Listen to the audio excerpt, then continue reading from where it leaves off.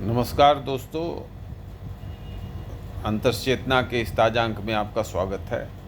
मैं प्रोफेसर सुधीर सिंह आज आपको तिब्बत के बारे में कुछ बताना चाहूँगा। दोस्तों, भारत में बहुत बड़ी अज्ञानता है कि जो तिब्बत का बॉर्डर है उसको लोग कहते हैं चीन का बॉर्डर है, चीन का बॉर्डर। ये पढ़े लिखे लोग भी कहते हैं, पत्रकार भी कहते हैं, अब बड़े बड़े नेता भी कहते हैं। अब नेताओं की शिक्षा का तो अपना ख्याल है, अपनी स्थिति है, लेकिन पत्रकारों को ये समझना चाहिए और पढ़े लिखे को समझना चाहिए, आम जन भी समझें तो अच्छी बात है कि लद्दाख से लेकर अरुणाचल प्रदेश तक जो 3445-47 किलोमीटर का जो LAC है, line of actual control, Bharat और चीन के बीच, दरअसल वो भारत और तिब्बत के बीच है। जो चीन है मूल तौर पर वो हमारा जो सो कॉल्ड LAC है, इससे करीब 800 किलोमीटर और उत्तर है ओरिजिनल चीन। 1914 में शिमला में एक एग्रीमेंट हुआ था जिसमें तत्कालीन तिब्बत, ब्रिटिश भारत और चीन के प्रतिनिधि उपस्थित थे और उन तीनों ने मिलकर सिग्नेचर किया था और मैकमोहन लाइन खींची गई थी। और दोस्तों, उस समय बर्मा भी भारत का एक हिस्सा था। अगर आप ध्यान दें तो एक पुराना गाना है, मेरे पिया गए रंगून, वहाँ से किए हैं टेलीफोन। तो रंगून बर्मा की राजधानी थी। 1937 तक बर्मा भारत का एक प्रांत था और 1937 में वो अलग हुआ। 88 साल भारत का एक प्रांत रहा और वो भी बंगाल, यूनाइटेड बंगाल प्रांत का एक हिस्सा था, सेपरेट प्रांत भी नहीं था, जिसमें बिहार, उड़ीसा, झारखंड, आज का पश्चिम बंगाल, आज का बांग्लादेश और बर्मा, ये एक प्रोविंस था और उसका नाम बंगाल था। तो ये जो मैकमोहन लाइन खींची गई, ये बर्मा के लिए भी खींची गई। और जब 1962 का युद्ध हुआ तो चीन ने कहा भाई गलत तरीके से एक औपनिवेशिक ब्रिटिश शासन ने ये लाइन खींची है, गलत है।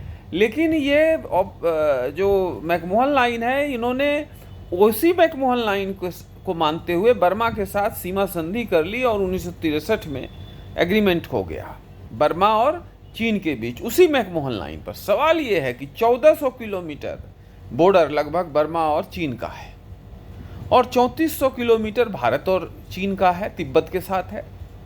तो क्या अगर मैकमोहन लाइन गलत है और इस खित्ते में गलत है तो वहाँ बर्मा और चीन के बीच भी गलत होना चाहिए?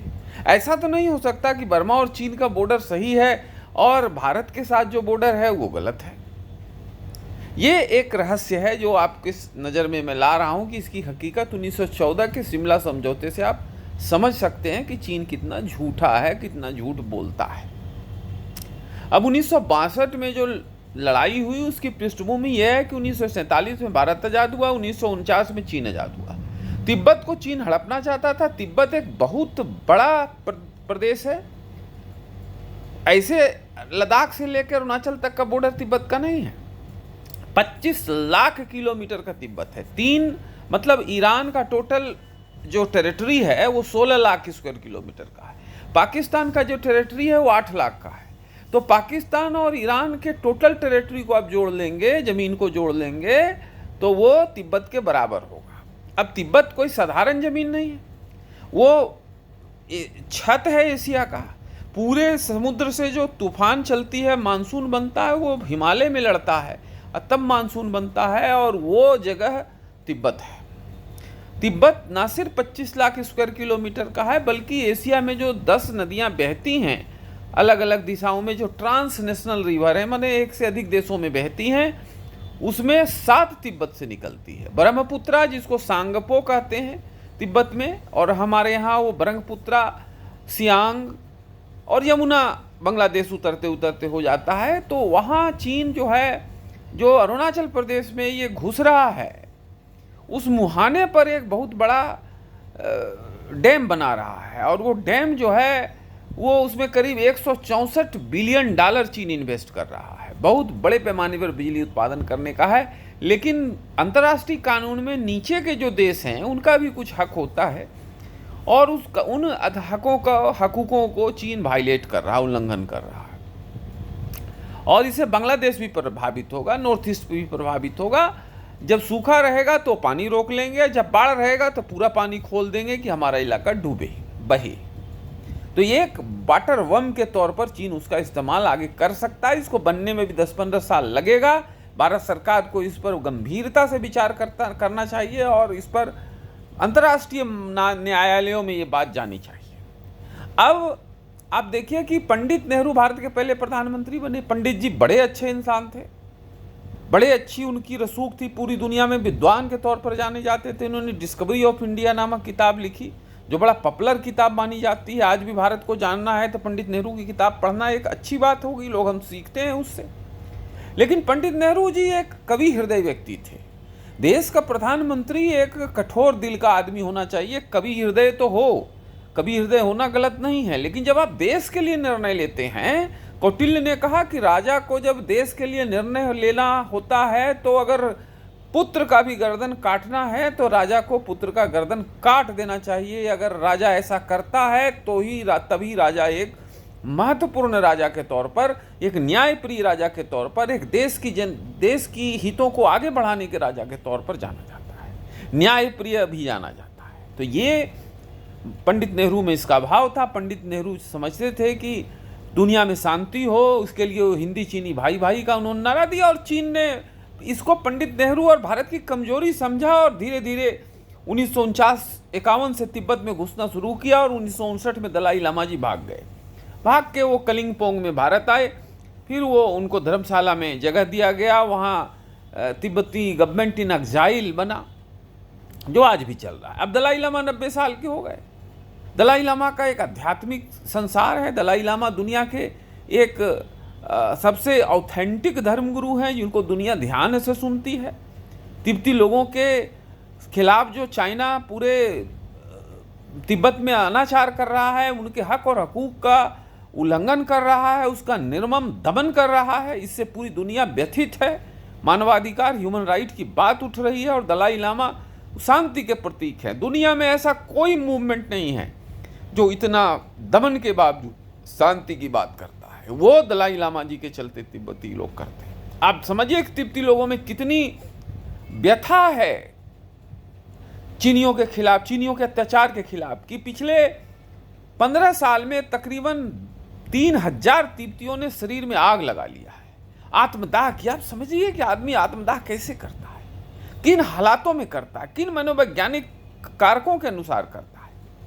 और तिब्बतियों ने 3000 आत्मदाह किया। इससे आप स्थिति के गंभीरता का अंदाजा लगा सकते हैं। दोस्तों, चीन तिब्बत पर कब्जा करने के आज 75 साल बाद भी चीन की हालत ये है कि तिब्बत में उसकी सांस रुकती है, क्योंकि तिब्बत के लोगों के ज़मीन पर उसने कब्जा कर लिया, उनके दिल पर कब्जा नहीं कर पाया। आज भी तिब्बती चीनियों को देखना नहीं चाहते हैं और जहां उनको मौका मिलता है वो चीनियों के खिलाफ प्रतिकार करते हैं और वो दमन अत्याचार की सीमाओं को भूल जाते हैं।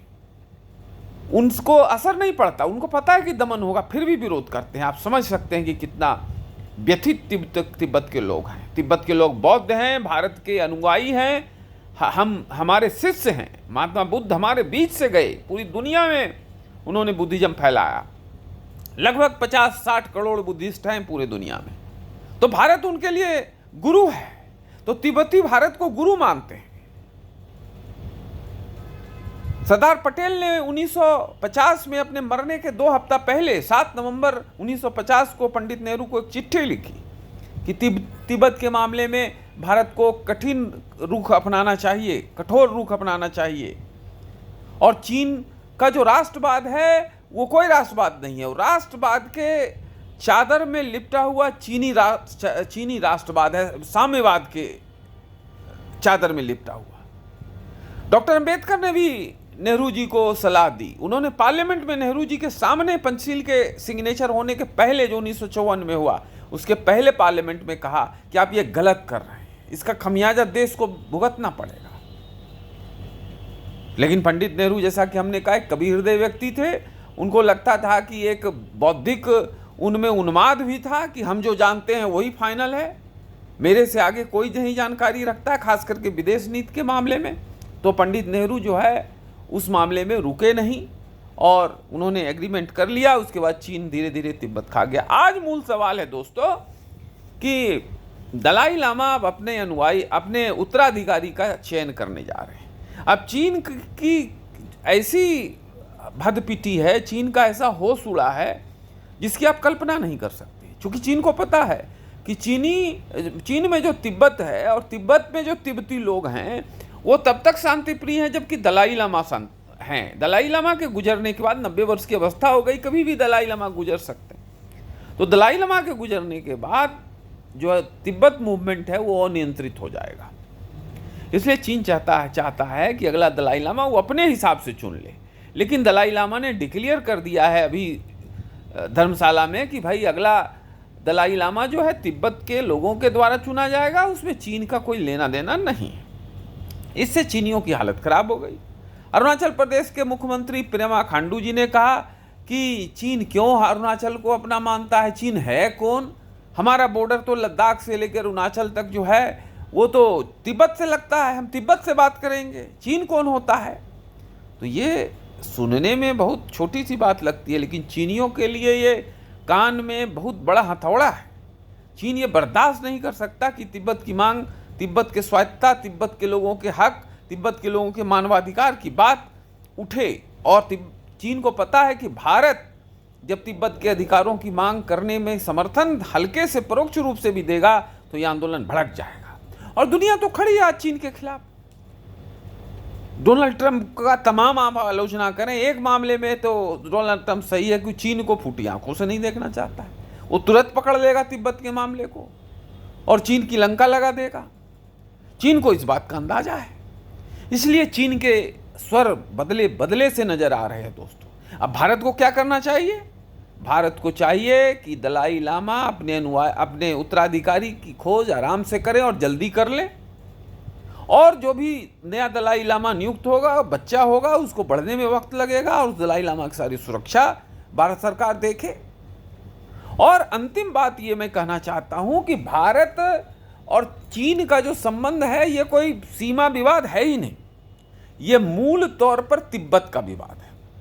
अभी भी तिब्बत का मामला सेटल नहीं हुआ है। चीन को पता है कि तिब्बत का मामला कभी भी भड़क सकता है।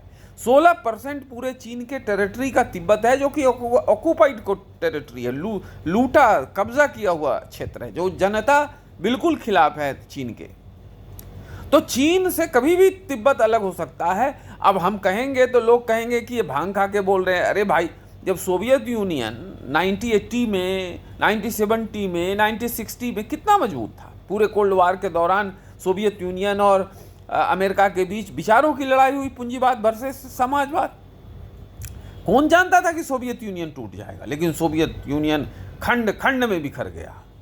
उससे भी ज़्यादा भयावह स्थिति आज चीन की है और तिब्बत उसमें एक बड़ा विस्फोट कर सकता है। जिंगजियांग उसमें एक बड़ा विस्फोट कर सकता है। इनर मंगोलिया उसमें बड़ा एक विस्फोट कर सकता है। तो ज़रूरत है कि भारत सरकार इन चीज़ों को हवा दे। हवा देने के लिए ज़रूरी नहीं है कि ऑफिशियल दें, हम अनऑफिशियल भी देंगे और बड़े पैमाने पर देंगे और देना चाहिए। ताइवान को हमको इंगेज करना चाहिए। थोड़ा बहुत हम इकोनॉमिकली इंगेज कर रहे हैं, उनको और तरीके से इंगेज करना चाहिए। इकोनॉमिक संबंध, टेक्नोलॉजिकल संबंध उनके साथ प्रगाढ़ करना चाहिए। उनको हमको मिलिट्री हार्डवेयर भी चुपके से देना चाहिए। ये तमाम चीज करके ही भारत चीन संबंध को हम बैलेंस कर सकते हैं। तिब्बत का सवाल सिर्फ हमारे लिए एक देश का सवाल नहीं है। तिब्बत का सवाल हमारे लिए रोटी का भी सवाल है, अध्यात्म का भी सवाल है, गुरु शिष्य का भी सवाल है। तिब्बत के लोग हमें रोटी देते हैं इसलिए कि तिब्बत का पानी आता है, उसी पानी से जो है हमारा खेत सिंचित होता है, किसान भाई उसमें 4 फसल पैदा करते हैं और देश में खाद्यान्न सुरक्षा है, फूड सिक्योरिटी है। तो ये तमाम चीज तिब्बत के बिगड़ने से गड़बड़ भी होगा और हमारा ये दायित्व है, नैतिक दायित्व है, कानूनी दायित्व है और स्ट्रेटेजिक दायित्व भी है कि हम तिब्बत के मामले को जिंदा रखें। हमारा प्रयास होना चाहिए कि दूरगामी तौर पर तिब्बत एक स्वतंत्र देश बने और तिब्बत के स्वतंत्र देश बनने से चीन का जो असली नुकसान होगा तभी होगा। चीन जो आज ताश के महल जैसा महल खड़ा करके अट्टहास कर रहा है, वो ताश के महल जैसा अचानक गिर के चूर चूर हो जाएगा। जरूरत है भारत सरकार को इस दिशा में आगे बढ़ने का।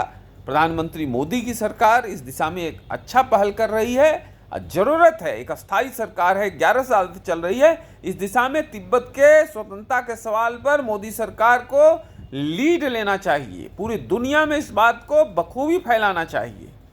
चीन को अगर मारना है तो सुन त्zu के बहुत बड़े स्ट्रेटेजिक फिलोसफर थे, उन्होंने किताब लिखी द आर्ट ऑफ वार। उसमें सुन त्zu कहते हैं king must win the war without waging the war. तो जरूरी है कि बगैर युद्ध लड़े, अगर चीन किसी को हराना चाहता है तो हम भी चीन से बगैर युद्ध लड़े चीन को हराएं। और उसमें तिब्बत एक बहुत बड़ा जो है इंस्ट्रूमेंट हो सकता है और है, हमको उसका इस्तेमाल करना चाहिए। आज समय आ गया है कि तिब्बत के मामले को भारत दुनिया में जहां भी संभव हो उठाए और तिब्बत को एक स्वतंत्र देश के तौर पर मान्यता दिलाए। ये भारत के नेशनल इंटरेस्ट के लिए भी बहुत जरूरी है और मानवता के सम्मान के लिए भी बहुत जरूरी है। सदियों से नहीं, हजारों वर्षों से भारत मानवता के लिए खड़ा हुआ है। रविन्द्रनाथ टैगोर को आप पढ़िए, साहब टैगोर कहते हैं कि मानवता भारत की मूल आत्मा है। उस मानवता की आज पुकार है कि भारत तिब्बत के लिए खड़ा हो। मुझे लगता है कि मोदी सरकार इस दिशा में उचित कदम लेगी।